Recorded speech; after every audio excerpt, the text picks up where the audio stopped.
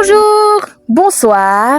Nous vous saluons au nom précieux de notre Seigneur et Sauveur Jésus-Christ et vous souhaitons la bienvenue sur Jésus-Christ, le seul dominateur, une autre chaîne d'évangélisation.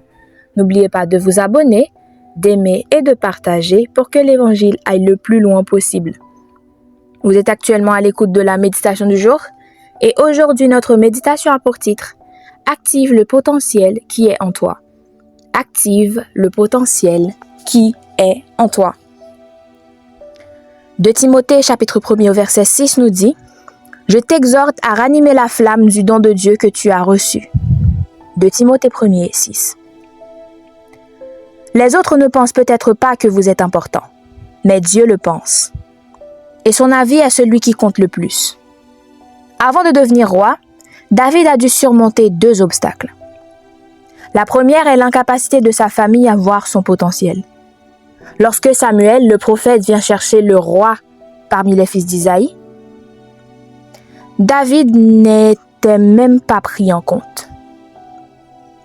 C'est peut-être parce qu'il est le plus jeune, que ses frères semblent plus qualifiés ou que son père veut impressionner le prophète. Le second obstacle est l'incapacité de Samuel à reconnaître l'appel de Dieu le concernant. Quand le prophète rencontre Eliab, le frère aîné, général de l'armée royale, il déclare « C'est certainement lui que le Seigneur a choisi. » Mais Dieu reprend Samuel en ces termes. « L'homme regarde à ceux qui frappent les yeux, mais l'Éternel regarde au cœur. » 1 Samuel 16, 6, 7. Qu'on se le dise, le problème de David est courant. Nous pouvons ne pas croire en nous-mêmes parce que nos parents ne nous ont pas encouragés. Certains possèdent un grand talent ou un grand potentiel musical, mais comme personne ne les a poussés à prendre des cours dans leur jeunesse, ils ont renoncé. Un entrepreneur en herbe, critiqué pour ses idées folles en affaires, abandonnera sans doute ses rêves de jeunesse. Si vous vous sentez concerné, il est temps de vous reprendre en main et d'affirmer qui vous êtes.